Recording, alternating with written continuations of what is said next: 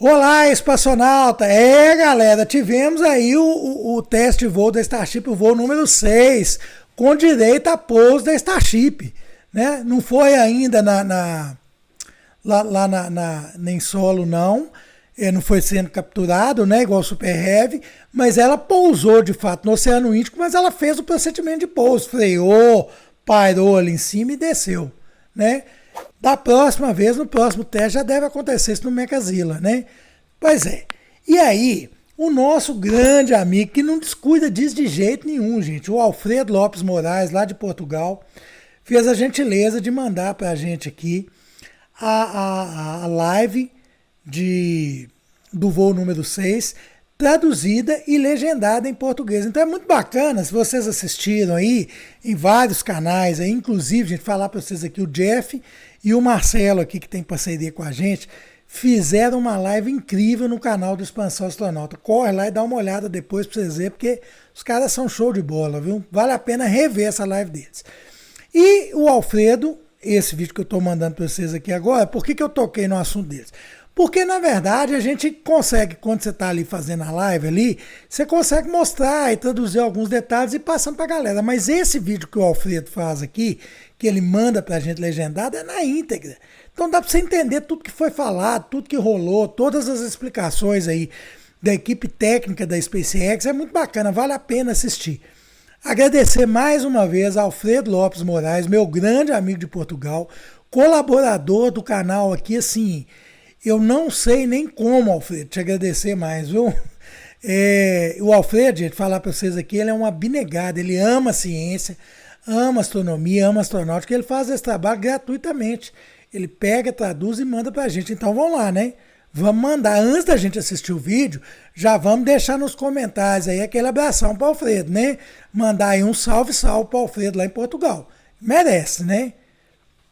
Então tá certo. Agora vamos assistir o vídeo e a gente volta a conversar depois dele. Vamos lá ver esse bichão voar. Good afternoon and welcome to the 6th flight test of Starship.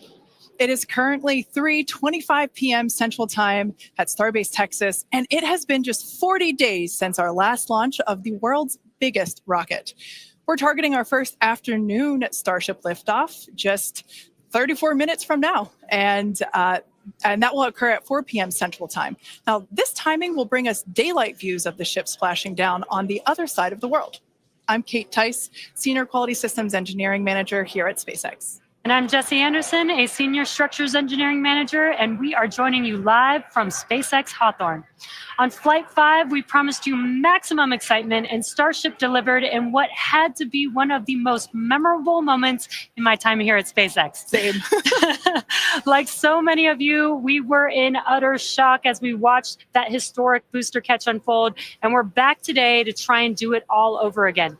As Kate mentioned, it's been just over a month since Flight 5, making this our quickest turnaround yet between Starship flight tests. Our ultimate goal is to get that turnaround time down to hours. Following Flight 5, the SpaceX team went to work, immediately implementing lessons learned into the vehicle and tower's hardware and software systems for Flight 6. This is what rapid iteration looks like. We gather real data from these test flights and turn around and fly again as soon as possible. This is the process that is bringing us the rapidly reusable Starship that will soon be taking us to the Moon and Mars. Flight 5 proved that we can safely bring the booster back to the launch tower, which is a key factor in driving rapid reusability, and land ship with a high-precision splashdown in the Indian Ocean.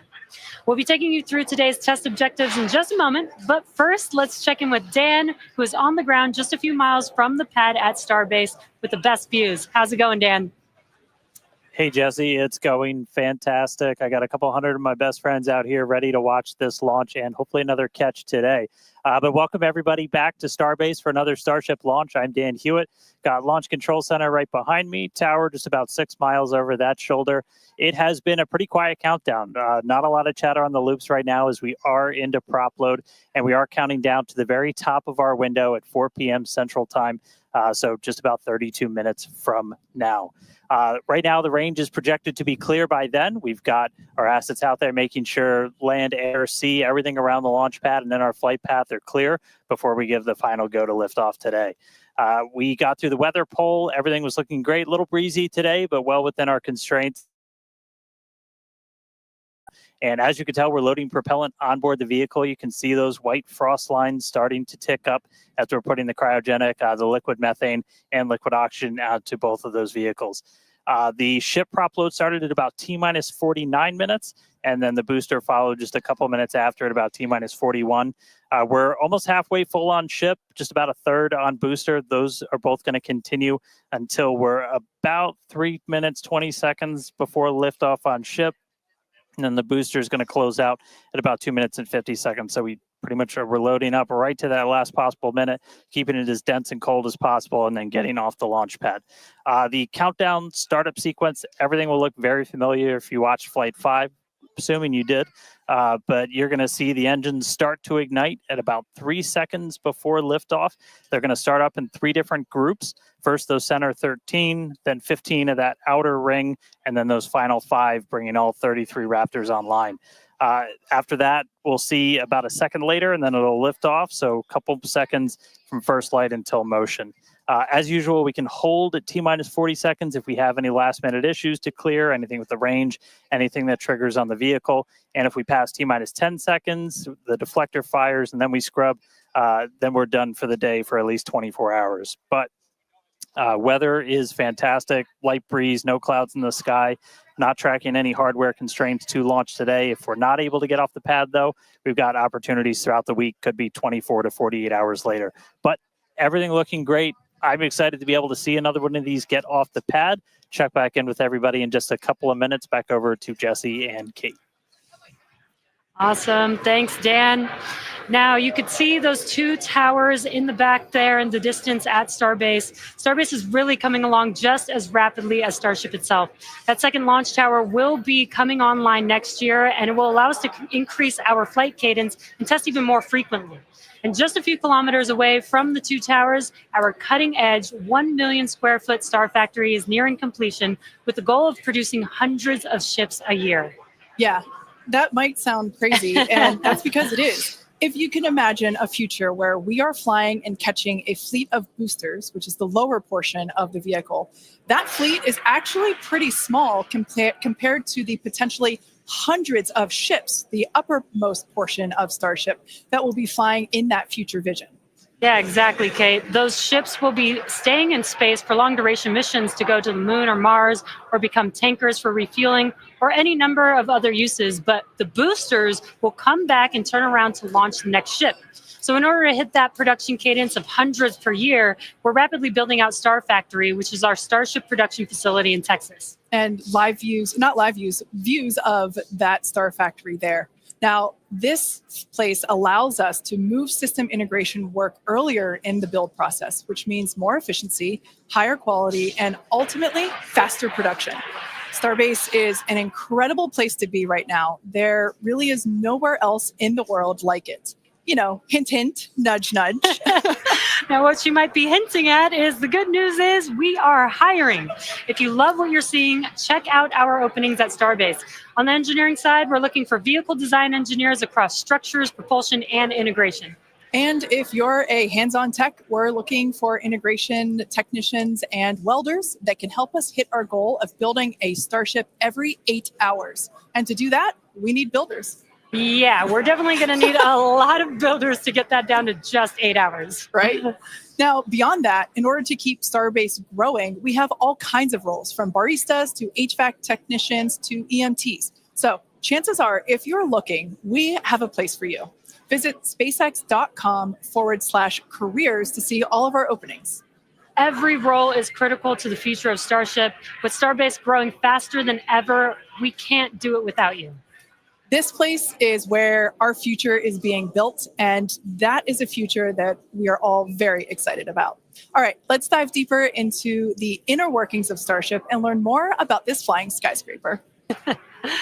Starship features 2 major parts, the ship, which has 6 Raptor engines, and the Super Heavy booster, which has 33 Raptor engines.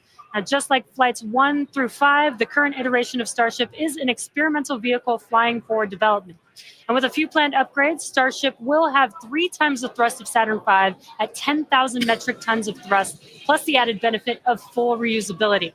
Starship 2 will be capable of carrying more than 100 tons to orbit, and Starship 3 will be able to lift more than 200 tons to orbit. Now, the amount of mass we're able to launch per rocket is crucial to creating a self-sustaining city on Mars. Exactly. And speaking of launch mass, we should probably acknowledge the banana in the room and our today's secret payload. Okay, so two things here. The first is, remember on Flight 5, we had a giant Mechazilla decal where the banana is today. And there you can see that on your screen. Now, that decal is 3 feet tall, which might be hard to tell looking at it on the ship right there, which is why we have a full-scale reproduction of that decal here with us so that you can see the size compared to humans. Yeah, it is bigger than you think it is. Like Jesse said, it's 3 feet high. And this is full scale, just like the one that was on Flight 5. Now, it is hard to follow Mechazilla, but I do have one better. Bananas have been used for quick visual comparisons for quite some time, and our teammates thought it was time to bring the venerated yellow fruit to Starship. Today, we're flying Starship's first ever physical payload, which is, as you might have guessed, is a banana. That's a live view inside Starship, and if you look closely, you can see our stuffed banana payload, which is doubling as today's zero gravity or zero G indicator. And while this payload will remain inside the vehicle at all times and will not be deployed today, it did give us a chance to do a test run of payload approval processes with the FAA. And that's something that we're hoping to do next year if we start flying our first Starlink satellites on Starship. Godspeed, banana. Some additional size for context, you can see on your screen a Starlink Mini next to a banana for scale. And to get an even better sense of how big Starship is, let's take the average size banana next to the average size human, which is about 2 meters high. Towering over our average human is the length of the Millennium Falcon, which comes in at 35 meters. Our Falcon 9 rocket with the payload fairing attached is double the size of the Millennium Falcon at 70 meters, and nearly twice the size of that is the fully integrated Starship at 121 meters tall. The ship is about 50 meters, and the Super Heavy booster alone stands 71 meters tall. And we do have plans to make the ship and booster even taller in the future. And yeah, it might be hard to imagine that because it's pretty big already. Now, Starship's first stage has a diameter roughly 2.5 times that of Falcon 9. And as you can see on your screen, with 33 much larger Raptor engines. I love this view. This is looking up at the aft end of Starship there at the engine bay. Now, moving up the rocket, the ship features 6 Raptor engines, 3 sea levels, and 3 vacuum engines, which are optimized to operate in the vacuum of space. The ship is designed for vertical takeoff and landing on any hard surface, like the surface of the moon, for example. This ship is also outfitted with 4 flaps to help aerodynamically control the vehicle's attitude during atmospheric flight and enable a precision landing. To reach full reusability, the ship must survive reentry not just once, but multiple times. It took the teams at SpaceX about 3 years to develop the heat shield on Starship, and development for improvements is still ongoing. The ship's heat shield is composed of thousands of hexagonal ceramic tiles designed to insulate the vehicle during atmospheric entry, where temperatures can be as high as 2,600 degrees Fahrenheit or over 1,400 degrees Celsius. The tiles are something we iterate on every flight test as we build towards a heat shield requiring no refurbishment between flights to unlock rapid reuse.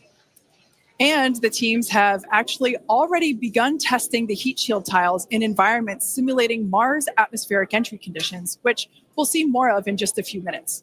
You know, slightly different than coming back to Earth. Just slightly different. And in between the first and second stages is our hot stage, which we saw in action on flights 2, 3, 4, and 5. So let's recap that last flight to understand what we accomplished and how that's changing for today's flight.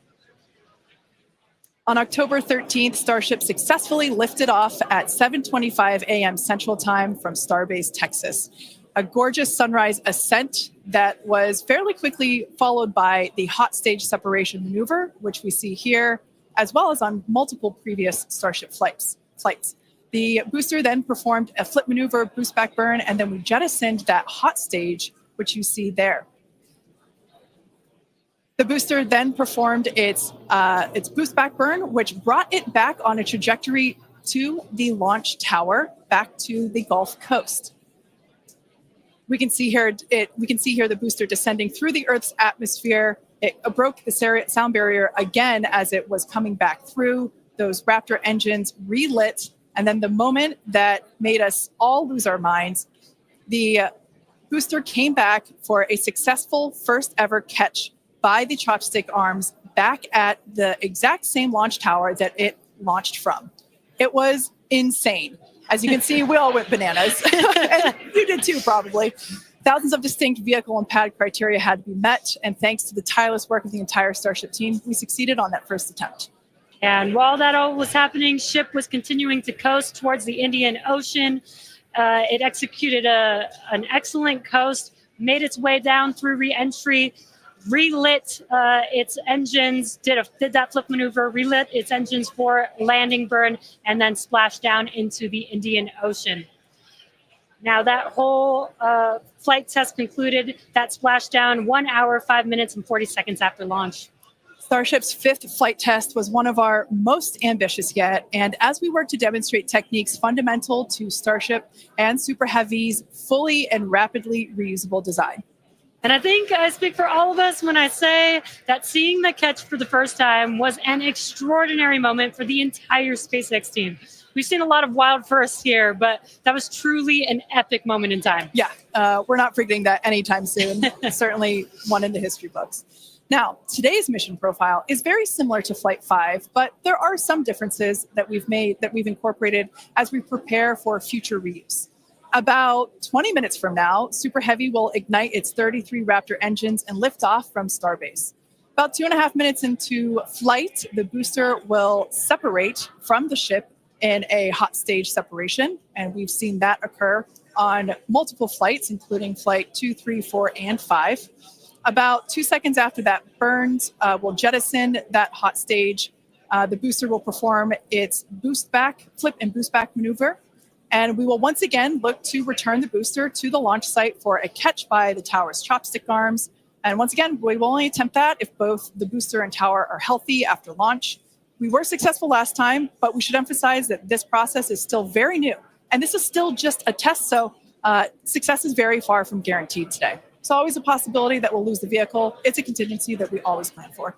Yeah, exactly. Now, while the booster is doing its job, the ship's 6 engines will remain lit for a few minutes before shutting down and then going into the coast phase. The ship will coast for a total of about 40 minutes or so, reaching a peak altitude of approximately 213 kilometers. Now, one additional objective for this flight during coast is an in-space burn using one of ship's Raptor engines. Doing a burn while in space will build confidence that we can do deorbit burns, which is a key capability for upcoming orbital missions. Now, after the coast phase, the ship will attempt a controlled reentry, and if ship makes it all the way down, we'll once again perform a flip and landing burn before splashing down in the Indian Ocean. Yeah. Now, there are some notable changes to our entry plans for this flight, and they will intentionally push the ship to, and very likely beyond, its limits. This includes several thermal protection upgrades and operational changes as we prepare for future ship catch and reuse. Today's flight test will also test new secondary thermal protection materials, and entire sections of the heat shield has actually been removed in certain areas. And on top of all of that, we're going to fly the ship at an aggressive angle of attack once it's moving slower than the speed of sound. Now, this means we'll be flying nose down instead of our usual belly flap orientation during final descent. This will no doubt stress the limits of the flap's ability to maintain control, but it will be a chance to get real flight data on what our limits actually are. So, to put it as bluntly as possible, do not be surprised if this is not a smooth flight to splashdown today. We are intentionally looking for how far we can push and discover the vehicle's true limits as we plan for future ship return and catch. And even though ship recovery is not expected today, the telemetry and data we receive all the way to the end is what we're looking for and what will help us get to a rapidly reusable Starship of the future. Now, just like Flight 5, one of our objectives for Flight 6 is attempting to return the booster to the launch site to be caught by the tower. The booster for this flight has upgrades to add redundancy across its propulsion system, increase the structural, as well as increasing the structural strength in a few spots. We've also implemented a few changes across both ship and tower to try and speed up the post-catch timeline. Returning vehicles to the launch site leverages the same hardware that we use for stacking ahead of flight, making our infrastructure multi-purpose. And in order for us to achieve that rapid reusability that we keep talking about, we need a quick turnaround. And you can't get much faster than returning the launch vehicle right back there to where it needs to launch from again. Exactly. In this video, you can see our original render of booster catch alongside the actual footage of catch from Flight 5. This video is just mind-blowing to see the predicted versus reality. And just like the last flight for today's booster catch, there are thousands of criteria that need to be met in order to proceed with catch. Automated checks have to indicate we have a healthy booster and a healthy tower, and the flight director must issue a manual command, which is informed by manual checks from the flight control team. If this command is not sent prior to the completion of the boost back burn, or if automated health checks show unacceptable conditions with Super Heavy or the tower, the booster will default to a trajectory that takes it to a landing burn and soft splashdown in the Gulf of Mexico. I remember when we first heard the call out that tower was go for catch on Flight 5, and wow, I still get goosebumps when I think about that moment. Now, for today's test, just like Flight 5, we're only going to catch if everything on the booster and the tower checks out after launch. As always, we accept no compromises when it comes to the safety of the public and our team. And so to that end, the area around the pad and the flight path are cleared in advance. A lot of things have to go right in order to line up the booster catch. So if all criteria is met, we will attempt to catch, but there is a chance that we may not. Either way, we'll be getting tons of in-flight data, which is extremely valuable. Exactly. That first catch was pretty epic, though. So like you, we'll be keeping our hopes high to see another one this afternoon. Now, Dan, you got to see it in person last time. Are you mentally prepared for a possible round two? I mean, probably not. That was pretty hands down the coolest thing I've ever seen. And the fact that we're going to do that every time now breaks my brain a little bit, but it was absolutely incredible. One of the unique aspects with Super Heavy coming back is it does generate a sonic boom. This is something commonly associated with reusable spacecraft. It's coming in faster than the speed of sound and then slowing down. It creates that pressure wave that builds up. And then when it reaches you on the ground, that rapid change in pressure is that quick thunderclap sound that you hear. Now, generally the only effect is that thunderclap sound. But if you're not expecting it, it's definitely going to get your attention. And we were able to hear it last time. The impact of, or how loud it is, changes pretty dramatically. And in this video, you can see as we were descending, and there was kind of that quick triple pop that you heard. Now that was picked up from closer to the pad. Most people at our distance and further away, you're only going to hear one or two as they're happening kind of so on top of each other that it might just sound like one big bang. But as I said, that's something that's only associated with spacecraft being reused. We hear it with Falcon 9. We heard it during Shuttle, and looking forward to hopefully hearing it today. Just a quick status check, though. We're about 85% full on ship, almost 2/3 of the way full on booster, continuing to count down about 13 and a half minutes, a little under that until we lift off today, but still looking good. I'll check back in with you guys in a few minutes. Back over to Jesse and Kate.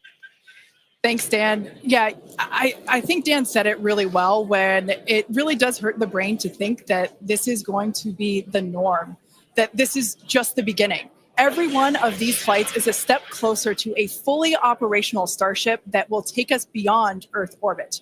And with our pace of rapid iteration here, the Moon and Mars are not nearly as far in the future as you may think. In fact, we're planning to send Starships to Mars as soon as 2026. Which is when the next Mars transfer window opens, which is under 2 years from now. Now, you might be familiar with the Starlink logo, which you see there on your screen. It's an iconic representation of the Mars transfer orbit, also called the Hohmann transfer orbit. This transfer window, or the time between the time when Earth and Mars are closest to each other, opens every 26 months and is only open for about 2 to 3 months at a time for a vehicle with Starship's power. Lining up a launch to Mars is similar to how we launched to the International Space Station, where we timed the launches to match the station's orbit. If we didn't do this, we would need more propellant and more time to get there. So the first opportunity we have to fly Starships to Mars, we plan to go for it. These first flight tests to Mars will be uncrewed and will test the reliability of landing in tech. If those landings go well, the first crewed flights will soon follow after that. Right now, our flight tests are focused on proving out reusability of both Super Heavy and Starship. In 2025, we'll continue that focus while also potentially flying our first Starlink missions and demonstrate capabilities central to our role in taking astronauts to the moon as part of NASA's Artemis program. Starship will be used to land astronauts on the lunar surface on NASA's Artemis 3 mission, which will put the first humans on the moon since 1972. One key capability will be the ability to refuel Starship on orbit, which you can see there on your screen, with a Starship prop tanker docked with a fuel depot. Next year, we're planning to test this capability by launching 2 Starships and having them meet up to transfer tons of cryogenic propellants. Now, when the time comes to land on the moon, Starship will link up with NASA's Orion spacecraft in lunar orbit, where astronauts will transfer over for their descent. Now, once on the lunar surface, they'll ride the elevator down in their Axiom EMU spacesuits from Axiom Space and leave the first footprints on the moon in more than half a century, kickstarting humanity's mission to establish a sustainable presence there. And coming soon to a moon base alpha near you, Starship Enterprise Edition. That is so exciting, and all the advancements that are going to come in order to enable all of that. Now, our rapid iterative development approach has been the basis for all of SpaceX's major innovative advancements, including Falcon, Dragon, and Starlink. Today, we're testing hardware and systems, and we need to know how they perform under the most extreme conditions. And what's more extreme than the flight environment? We'd much rather find the bugs and limits now during testing than later on when there's more on the line.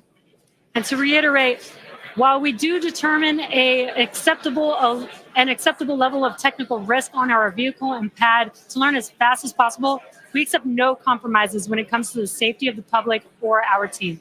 So all that to say, this is only the 6th of many future flight tests of Starship before it becomes fully operational.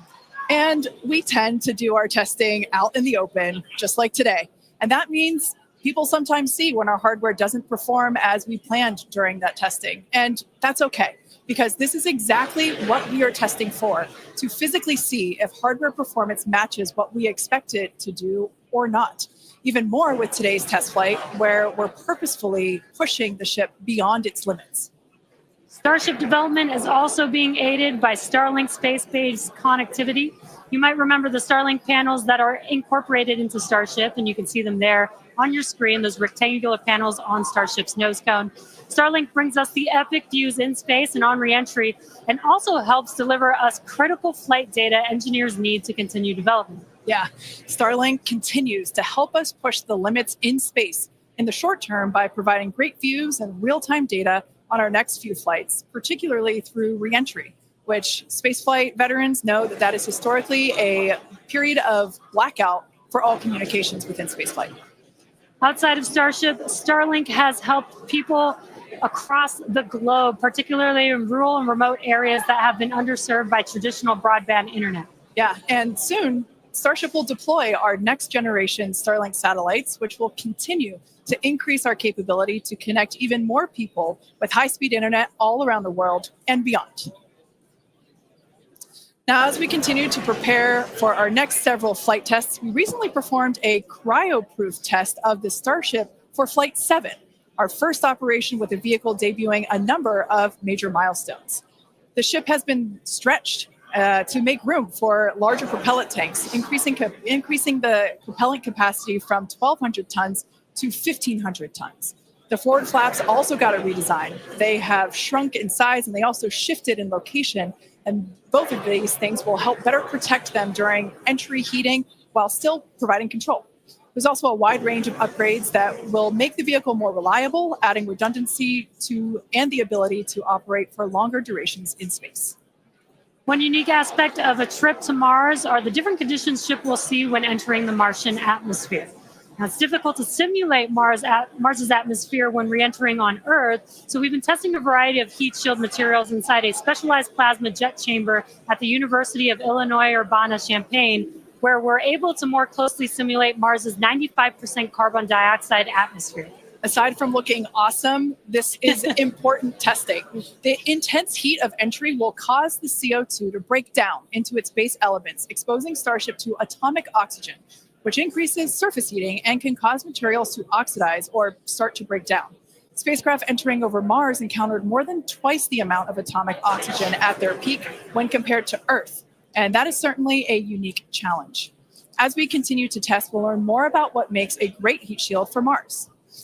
All right, now that we're heading into the final minutes of the countdown, let's go back to Dan for the latest on the ground there at Starbase.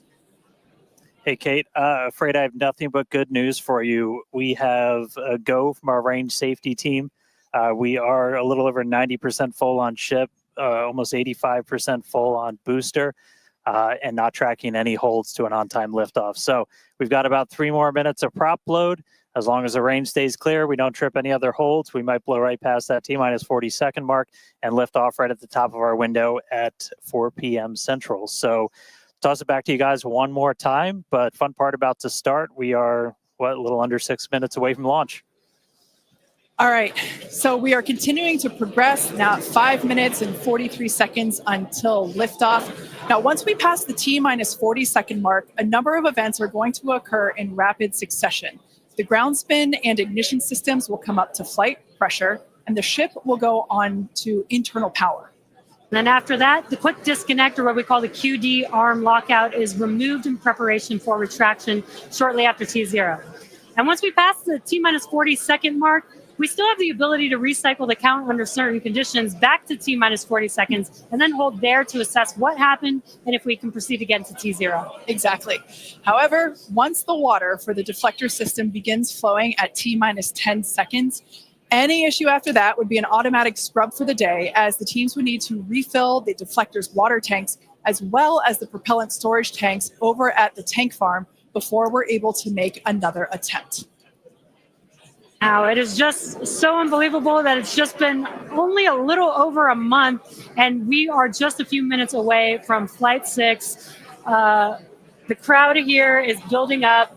We've got a much larger crowd here than when we were launching at 4 or 5 in the morning. Yep. Out here. So very exciting to have an afternoon launch to have all the employees here. Exactly. Now, just as a reminder, that T-minus 40-second hold, if we opt to use it, everything is still potentially go for launch. So nothing to be worried about there. At that point, basically up until T-minus 40 seconds, all aborts are just holds.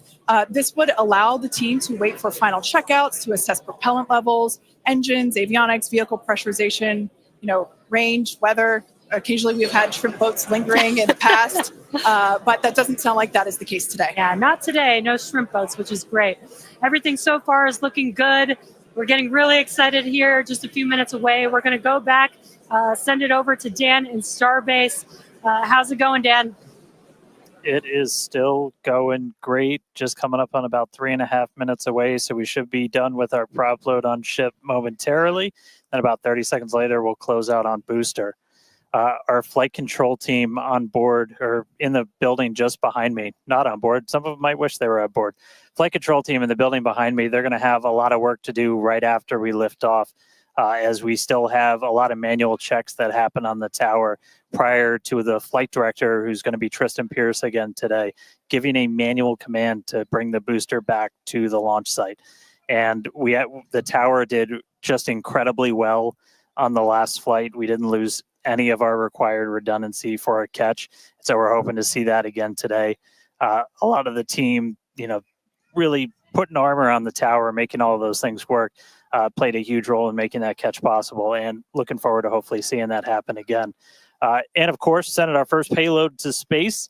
You can see the banana. It's very tightly secured, but I assure you it does have some room to float around. So once we're in a zero gravity environment, we should see our first Starship zero gravity indicator putting on a little bit of a show. And that's looking right in. That's where we're going to have Starlinks. That's our PEZ deployer. So getting its ride to space. So coming up on about 2.5 minutes, we are closing out on all of our prop load. Just heard that our fill drains are starting to close. So that means we're no longer going to be flowing propellant into the booster and the ship. We're going to do what's called pushbacks. So all of that propellant in the ground systems is going to get pushed back to the tanks, clear out everything around the pad right before we light those 33 engines and take off. Just quick reminder, you're going to see fire start at the bottom. You're going to see the deflector start at about 10 seconds before launch.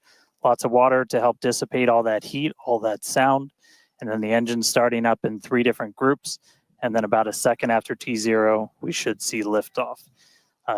About 2.5 minutes into the flight, a little bit longer, we'll see hot staging. And that's when we're going to be listening really close on those loops to see if we're going to be bringing the booster back for a catch today. Do always want to caution, it's never a guarantee. We've done this once. We'll see if we do it again. We're only going to do it if the booster and the tower are looking really good before we attempt to bring it back here.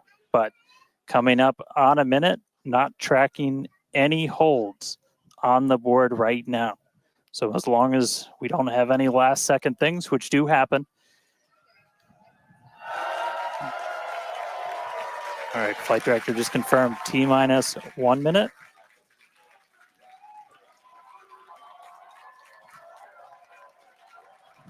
Key moment to look at in 10 seconds, that T-minus 40.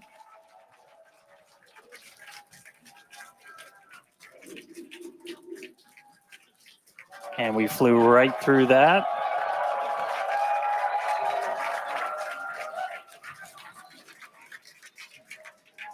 Flight directors go for launch.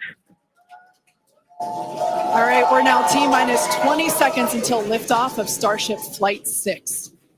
This will mark our second attempt to catch the Super Heavy booster at the launch tower, as well as 10, 9, 8, 7, 6, 5, 4, 3, 2, 1. 4, 3, 2, 1.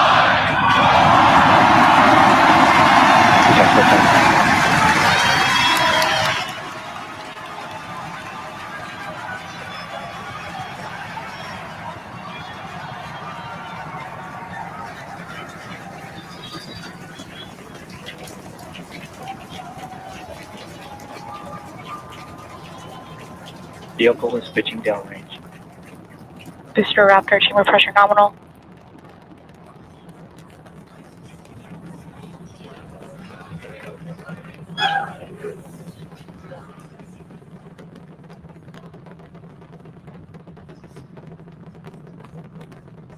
Booster and ship, avionics, power, and telemetry nominal.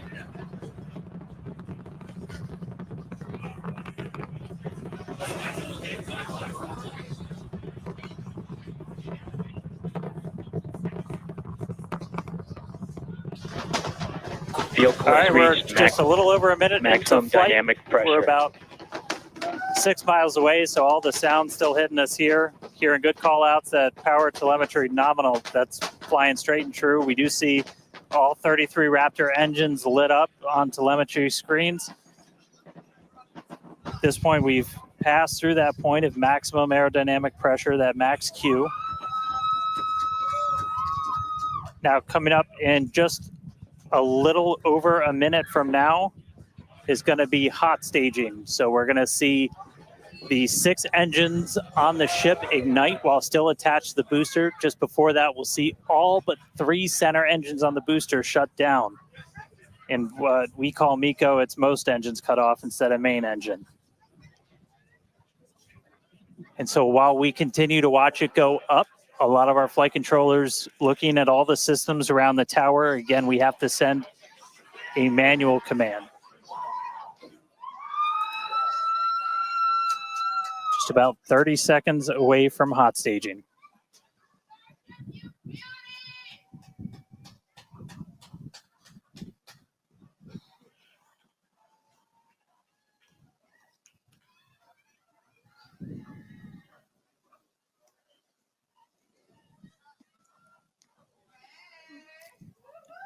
And we heard the tower is go for catch. Booster engine cut off. The return flag is set for true. Ship engine start up. Stage separation. All right, hot staging confirmed. Booster 6 out of 6 lit on the ship. booster boost back going. We heard that we are go for catch. Kate, Jesse, take at the views. Hopefully I got a booster coming home real soon. Wow, from our view here, Dan, great views of planet Earth behind that super heavy booster. Right now it is performing the Ship boost chamber back pressure burn. phenomenal. Good news there, telling us that the pressures inside the ship are good. That is the second stage or the upper portion of the vehicle. Follow along with the telemetry on the bottom of your screen. Yeah, booster is currently, super heavy is currently in its boost back burn. This boost back burn. Avionics power telemetry nominal. This boost back burn lasts just a little bit over a minute. So we've got a little, approximately 30 seconds left. We've had shutdown of that boost back burn. Up next will be hot stage jettison. The view from the camera on the left, or from the booster on the left-hand side of your screen, and then tracking cam there on the right-hand side of your screen. We'll see those grid fins. Booster offshore divert. And we can also see that the hot stage has been jettisoned. Yes, visual confirmation of that there on your screen, which is great. Now the next Starship is following a nominal trajectory. The next step for booster is going into that landing burn. Again, it'll light up 13 of those engines and then pare down to 3 engines right before booster catch. All right, now just real quick, we did hear the call out, booster offshore divert. Unfortunately, that means that we are no-go for the catch.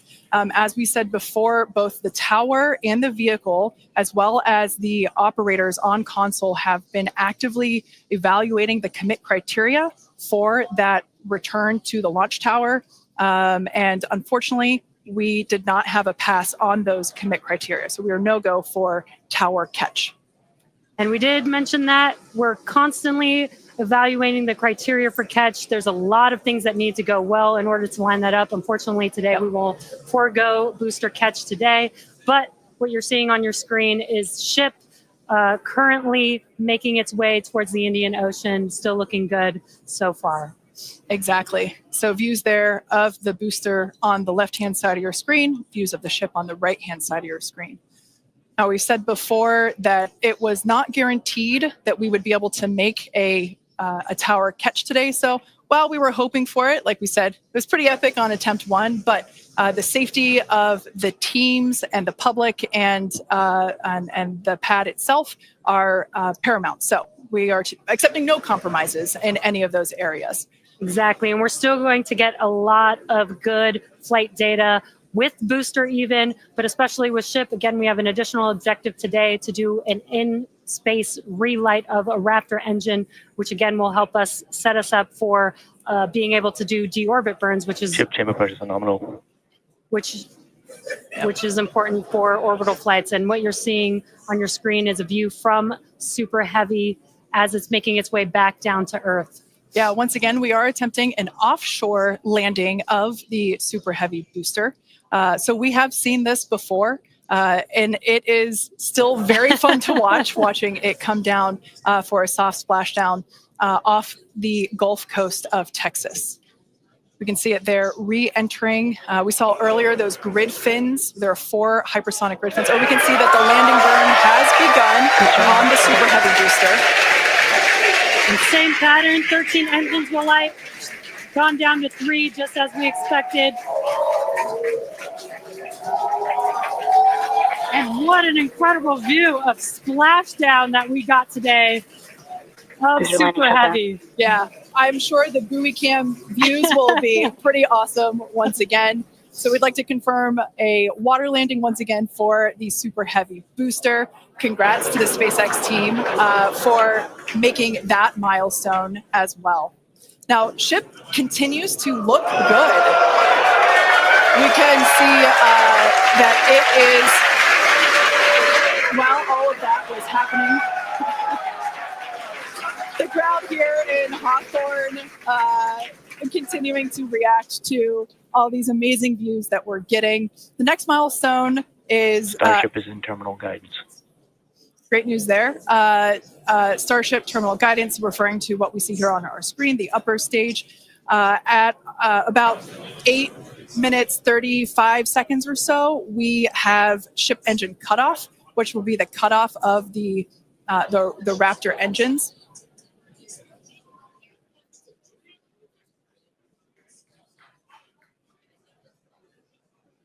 We can see on our screen ship giving us some incredible views brought to us by Starlink.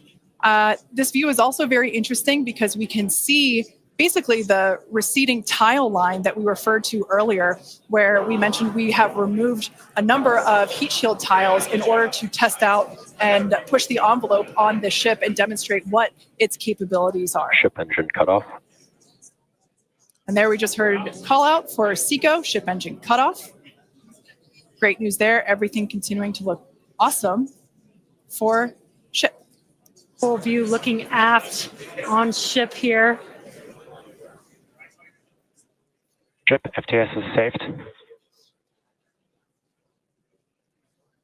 Nominal orbit insertion. There's that call out we were waiting for. Confirmation of good orbital insertion for ship today. It has been a very exciting afternoon so far. We'd like to send it back over to Dan, who can give us that live view experience. Dan, once again, are you okay after witnessing another Starship launch? Yeah, totally fine. You guys have to be jealous. This is the only way to do this. This is fantastic. No, it was really cool to see a liftoff, 33 out of 33. Didn't go for the booster catch today. Initially, we were good, and then we tripped a commit criteria and did the offshore divert. So we went and did that water landing, as everybody saw. We'll dig into it a little bit more, but again, we've done it once, we've now done it twice. We're going to keep trying to do it, as this is just a core capability of Starship and what's going to make it so incredible. There's a lot left. We're just about almost 10 minutes into this flight, so about 50 plus minutes still to go. Ship nominal orbit, so it's on its way around the planet. It's going to attempt to do an in-space burn. We're going to light one of those Raptor engines, the sea level ones in the middle, just to help demonstrate that we can relight in that microgravity environment. Really critical for deorbit burns as we start to do some orbital missions in the not too distant future. And then following that, we'll see a ship entry, maybe a splashdown. As you guys said, we're really going to be pushing ship on this one. We're pretty much intentionally putting it in places where we expect it might not do so great. And all that's to try and help us learn, see if we were a little too conservative. And then maybe that opens up more capability for when we start catching them. But I'll check back in with everybody in a little bit. I'm going to tune in and watch the ship fly around planet Earth. And hopefully we see it re-entering in the not too distant future. Back over to you guys. Thanks, Dan. Development testing, by definition, is unpredictable, which we saw with super heavy splashing down in the Gulf of Mexico today, but that is exactly why we test. As is standard for these tests, the area around the pad and along the flight path was cleared prior to launch, and we expect the road and beach to remain closed until further notice. Yeah, testing development flight hardware in a flight environment is what enables our teams to quickly learn and execute design changes and hardware upgrades to improve the probability of success in the future. Please do not attempt to approach the booster in the water for your safety as well as for that of our team that will be working on recovery. Now, we are going to continue, though. The mission is not done. Exactly. The mission's not over. Ship is still coasting, but it has been nonstop since liftoff. And with the booster having completed its job for the day, we are going to take a short break for the next 35 minutes or so while ship continues to coast before reentry. Now, as with previous flights, Starlink may enable us to talk to the ship through reentry with no communication blackout. Now, we are still testing Starlink during this phase of flight, so nothing is completely certain. Yeah, so if we do have views, we will be sure to bring those to you live. And of course, one of those views include that of our, as we said before, surprise payload, the Banana. And we are looking forward to it. So we're going to come back in a few minutes, around T plus 35 minutes. Yeah, exactly. Views or no views, we'll see you back here at T plus 40 minutes for our coverage of Starship's reentry, flip maneuver, landing burn, and hopefully see a splashdown.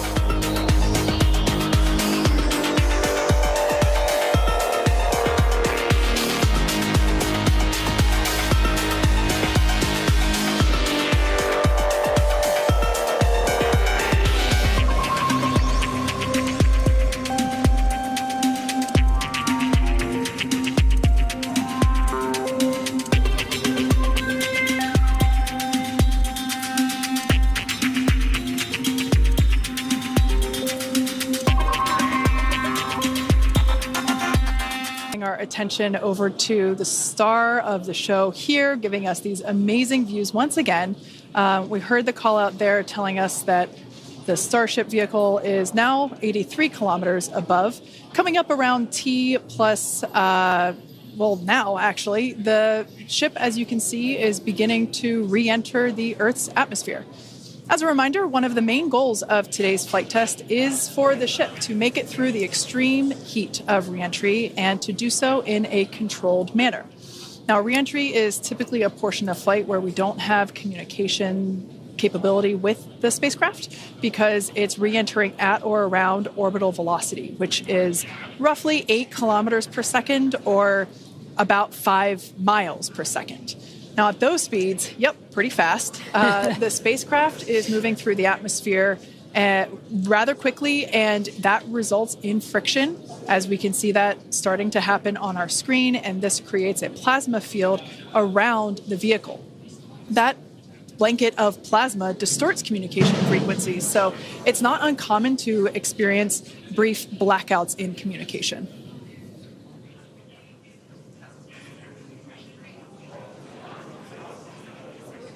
Starship is approaching the peak heating phase of entry.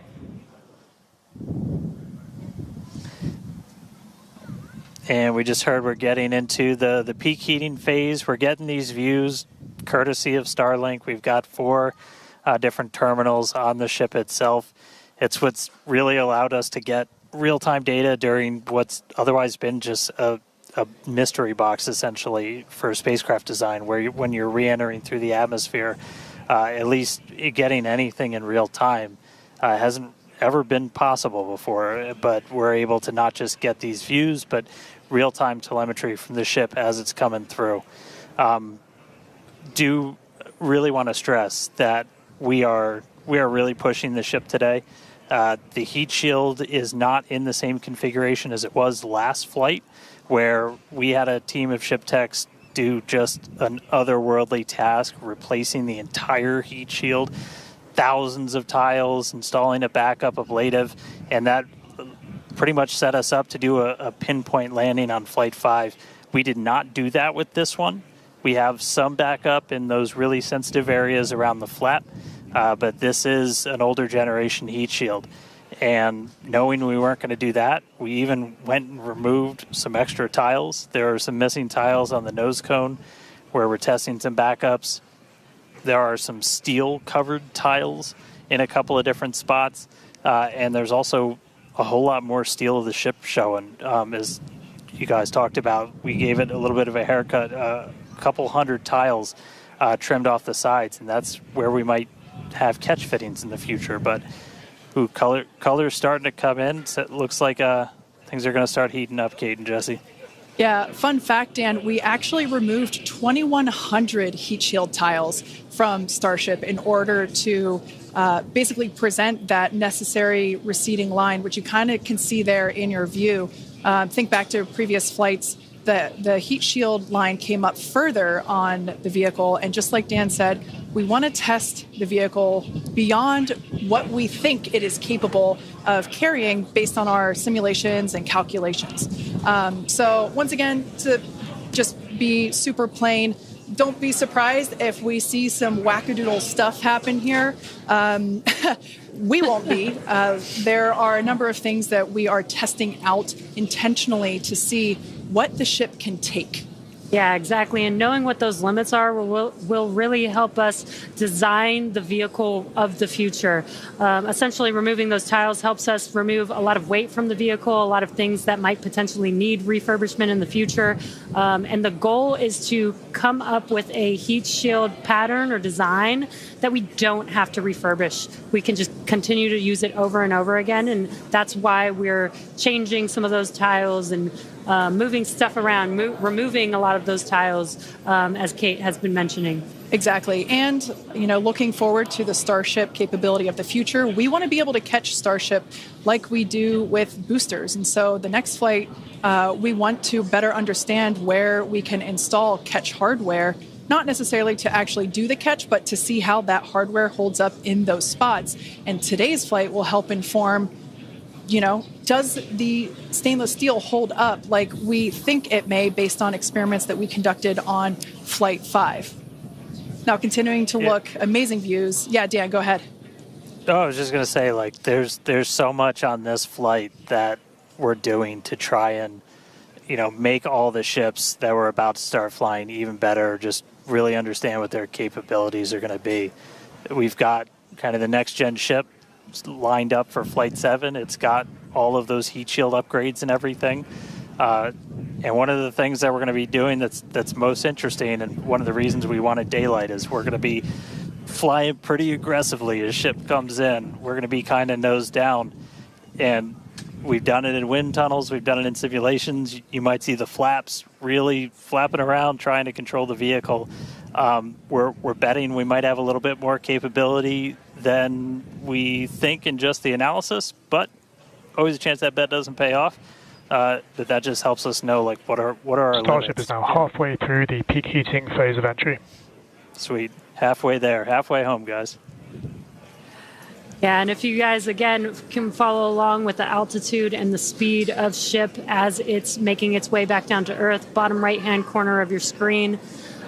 Speed is still going really, really fast. Again, as it gets closer to Earth, we'll see that altitude drop a little bit faster. It's kind of dropping pretty slow right now. And again, as we get closer and closer to literally the surface of the water, then we'll start to see that speed pick up. And if we can make it through this re-entry, we will attempt to do that flip maneuver once again and splash down in the ocean. Exactly. Like we've been saying, we are testing beyond the perceived limits of the vehicle. We want to go learn more about the ship, and this is a great opportunity to do that. So really pushing the flight hardware in a flight environment to help inform these future designs. As we've mentioned, it has a different heat shield. This heat shield is not the same generation as what we flew last time. This one is one generation older. So we are also testing out new secondary thermal protection materials. So basically, like, if the heat shield isn't in this one spot, can this other material protect the metal is the thinking there. Also, checking of the ship's structural strength in those areas where we're looking to add that ship catch hardware just to see if it survives entry. So yeah, as we've been saying, we've done a lot of calculations and simulations. This view right here is super cool. This is looking out from the aft engine bay, basically at the bottom of Starship. Then on the center left-hand panel, if you will, we have one of the forward Starship flaps. So one of the flaps located at the top of the vehicle. Underneath that is one of the aft end flaps, like the one that we see in the main picture there on the right-hand side of your screen. Now, these views as the vehicle continues to enter the Earth's atmosphere, drawing a crowd once again here at SpaceX and Hawthorne as folks tune in as the mission continues on. Now, the next event that we have coming up, we should hear the call out that the vehicle is transonic around T+1 hour and 2 minutes or so. That means that the vehicle is traveling near the speed of sound. We say near the speed of sound because there are certain parts of the vehicle where airflow is going faster and other parts where it's going slower. So it kind of teeters there on the brink of the speed of sound. So once we have equal flow on all parts, then we'll hear it's subsonic. Yeah, and almost real quick, almost a reverse of, I'm sorry, Jesse, almost a reverse of before. We see the Earth starting to come into view. We've got sunrise there over the Indian Ocean. So this is going to look different from any of the re-entries we've had before. And it was specifically so, like, we get as much daylight as possible to see how ship does this. Over to you, Jesse. Sorry about that. Dan, great minds think alike. That's exactly what I was going to point out, is that we're getting a lot clearer view of the Earth in the background with the different temperatures that we're seeing, with the different colors of that plasma around the ship, which is really, really cool to see. Again, We are pushing the limits of ship today, but so far everything is looking pretty nominal. We'll see how the next few minutes goes. Yeah, like we've said before, don't be surprised if this is not entirely smooth sailing all the way down to the ocean's surface. Similar to Flight 5, we are targeting the same splashdown location in the Indian Ocean, but we are not expecting to recover the vehicle. Right, and we were getting some glimpses of the flaps. The flaps so far are looking pretty good. We're not seeing any burn through. There's those flaps again in that hinge area, which is our most concerning area there. That's great news for us for now. Again, the next few minutes could change as we continuously push those limits. Yeah, once we slow down a little bit, once we're subsonic essentially, so I think that's about 1,200 kilometers an hour. Once we're down below that, that's when we're going to kind of dip our nose down and get that more aggressive angle of attack. Normally we're just belly flop right into the water, pretty much, that position. But if we're going to be able to do return to launch sites, we're going to want to be able to fly with a little bit more of an angle of attack, get you a little bit more range as you're coming through. And so this'll be just a test to see quite how far can we push it. And obviously we're going to do these kind of tests way out here in super remote areas before you ever try to bring a ship back to a place like Starbase. Starship remains on a good entry trajectory. External temperatures are coming down. All right, great news there. That tells us that we are through the phase of peak heating. So we are expecting these temperatures to continue to come down. Once again, we are targeting a soft splashdown in the Indian Ocean off the northwest coast of Australia. We can see these beautiful views of planet Earth coming in. Yeah, this is very different, where we had nighttime views of the ship as it was re-entering, and now we've got daylight. It is about an hour or so after sunrise there in the Indian Ocean, so pretty cool to see this.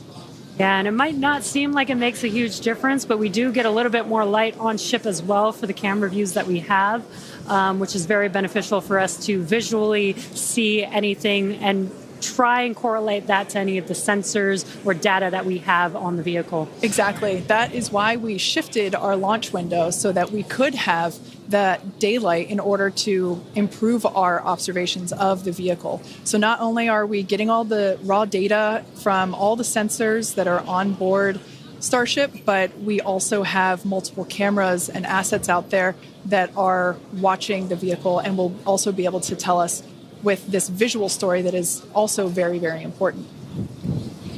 And as we get down a little bit lower, the Raptor engines are in their chill phase right now, so just essentially getting them primed to turn on. We're going to use those 3 center engines to do a landing flip and then a landing burn. So we'll come down kind of in that slightly pointed down belly flop and then fire off those engines to flip us around and then do that final landing burn. That should be coming up in just under 5 minutes from now.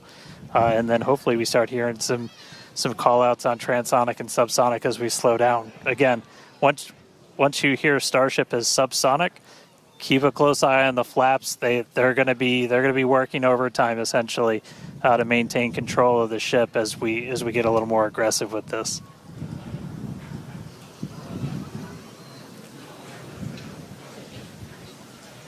We can see that we are beginning... Starship has passed maximum entry dynamic pressure.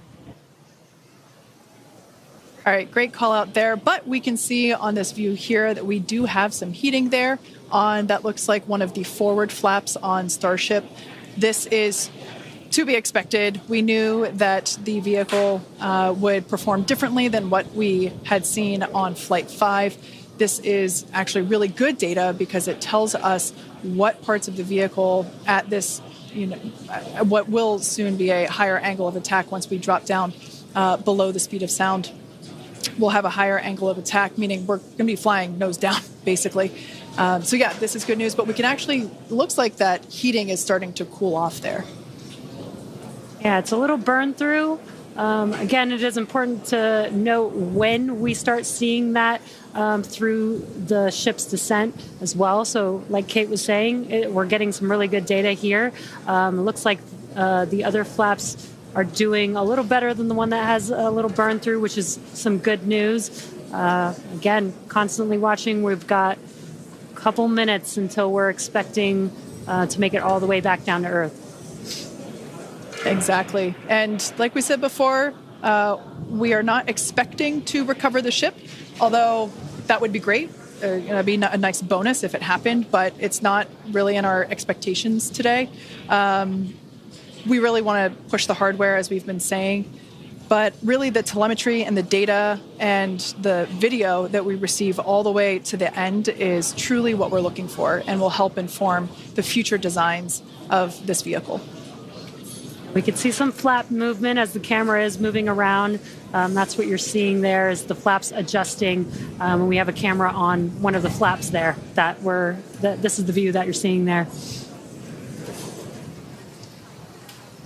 And you can also see the graphic in the bottom. Starship is slowing down past Mach 1. And call-outs aligning with this. You can see the orientation of the vehicle starting to change. You can follow that graphic at the bottom of your screen.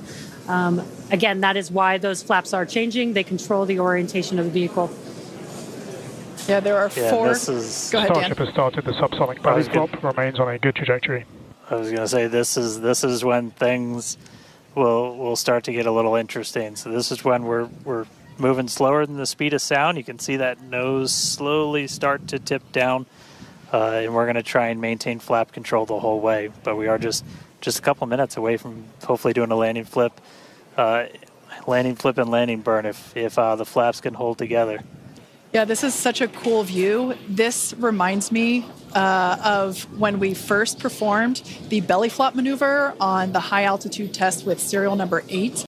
We saw the ship come back through, and I always wondered what it looked like from the ship's perspective, and this perspective, I think, helps inform that. We will be, as Dan said, we will be dipping down a little further and really be flying nose first. This higher angle of attack, we're intentionally doing it to stress those aft flaps, and that will help inform the limits of flap control in order to collect data for future landing profiles.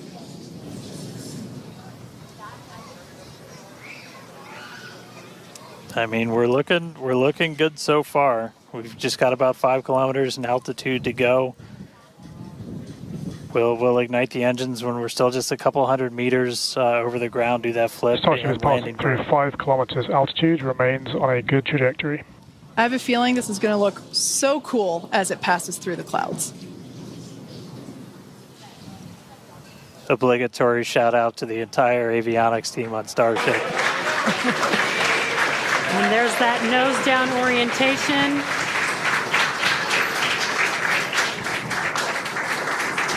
Now the Raptor engines will relight and help flip the booster back up. This is a more severe flip given the orientation. The engines will shut down prior to the water making impact, prior to the vehicle making impact with the water. Our ship is doing great so far. There's those engines relighting. What a great reorientation by Starship. Wow. All 3 down to 2 into the water. Starship is landed. Wow. And we have ship splashed down in the Indian Ocean. Some awesome buoy cam action here. Daylight views. Incredible. We really pushed the limits on ship and it made it all the way back down to Earth.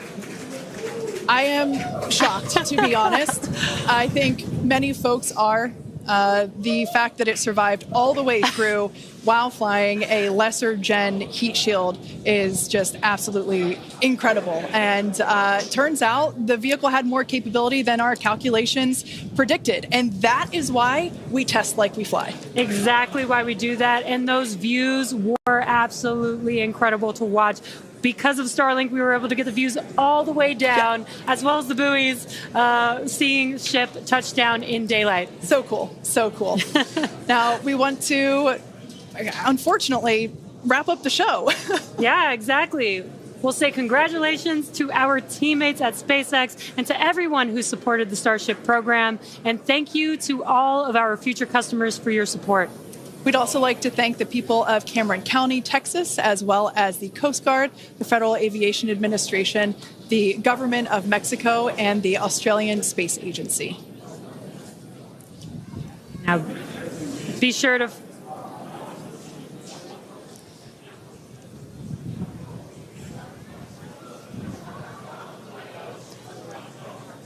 Hey guys, I could take it from here. That was just incredible to see that splashdown. As you said, thanks to everybody that took such a huge part in this. Everybody here at Starbase that's worked on this program, just really pouring your lives into it. Great to see another booster lift off. We'll catch it the next time. Great to see ship in the water. New version of ship coming soon, so a lot more exciting launches coming up real soon here from Starbase. But I'll send us out this time. We'll see you guys next time. Awesome. Thanks, Dan. Be sure to follow SpaceX on X for updates and more exciting views that we weren't able to feature on today's broadcast. I'm sure there will be plenty of those. Now, thanks to all of you for tuning in, and we'll see you next time.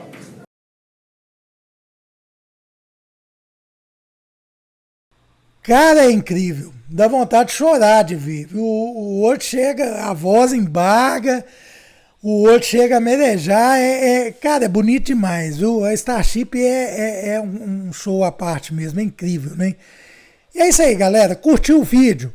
Deixa seu comentário, fala pra mim o que você achou. Muita gente, inclusive, queria falar isso aqui, muita gente fala comigo, isso é nerd. Eu gosto mais quando você fala nos vídeos do que os vídeos legendados e tal. Eu entendo vocês. Mas isso é um plus, né? Na verdade, a gente tem a sorte de ter a contribuição e a colaboração do Alfredo para fazer isso para a gente aqui, porque a gente acaba ganhando mais conteúdo que vem para vocês, mais conhecimento, né? Então, vamos dosar. Ah, tá, você curte menos? Beleza, então assiste mais os outros, né? Mas vamos aproveitar isso aí, tá certo? Mandar aquele abraço para o Alfredo, né? Se não mandou, já deixa aí nos comentários aí o salve para o nosso amigo Alfredo Lopes Morais, lá de Portugal. Outra coisa, você ficou tão bobo que você esqueceu de dar o like, né? Ficou bobado igual eu aqui, ó, vidrado no vídeo. Esqueceu do like, não é mesmo? Mas tem um momento, like, agora, né, galera? Vamos lá junto, todo mundo? Vamos lá. Senta o dedão aí. Aê! Isso aí. Outra coisa, curte o canal. Nós precisamos, usa aí. Abusa aí do pacotão youtubístico. O que é o pacotão youtubístico, né? É curtir, compartilhar, comentar. Se você curtiu, apareceu o botão hypar. Clica no hypar, que é como se você disparasse aí a Starship com o canal a bordo da Starship ele ir mais longe dentro do YouTube, né? Inscreva-se no canal, nós temos uma meta muito ousada que é atingir 50 mil inscritos. Conto com vocês para isso, tá certo? Eu sei que eu tô deixando um pouco a desejar no canal aqui, tá com menos vídeo, eu tô organizando minha vida pra gente fazer. Em janeiro a gente já deve estar com um editor de vídeo por conta do canal e a gente deve começar a mandar bala nos vídeos aí, tá certo? Então, conto com vocês pra gente fazer essa bagaça aqui crescer ainda mais, tá bom? E aqui, ó, tem um recadinho massa demais pra vocês. Presta atenção aí. É o seguinte, galera, tudo que você sempre quis saber sobre astronomia por um preço que parece impossível. Isso mesmo, um conteúdo que vale mais de R$500 está disponível para você aqui no canal, por apenas R$9. E não é mágica não, é isso mesmo. Para acessar o universo do conhecimento científico que você não vai encontrar em nenhum canal aberto, junte-se à Nerd aos 50 Astronomia Espaçonautas VIP e descubra uma comunidade exclusiva onde o amor pela ciência encontra conteúdo de alto nível. Aproveite a chance de explorar os mistérios do cosmos com quem entende do assunto, sem gastar uma fortuna. Chegou a hora de mergulhar na astronomia de verdade. Por menos de um café por mês você terá grupo VIP no WhatsApp. Envolva-se em discussões fascinantes e tire suas dúvidas com outros entusiastas e especialistas. Vídeos sem censura, sem comerciais. Aprofunde-se em conceitos científicos sem interrupções e aproveite áudios originais que o YouTube não permitiria. Biblioteca completa de livros em PDF. Tenha em mãos os títulos mais importantes da astronomia para expandir os seus conhecimentos.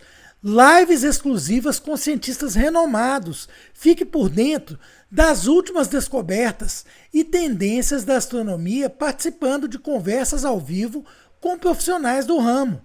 Cobertura de missões espaciais e lançamentos de foguetes.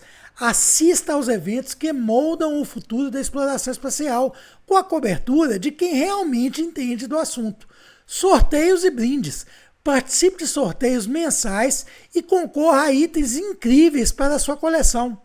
Esse é o passaporte para o universo sem precisar gastar mais uma fortuna.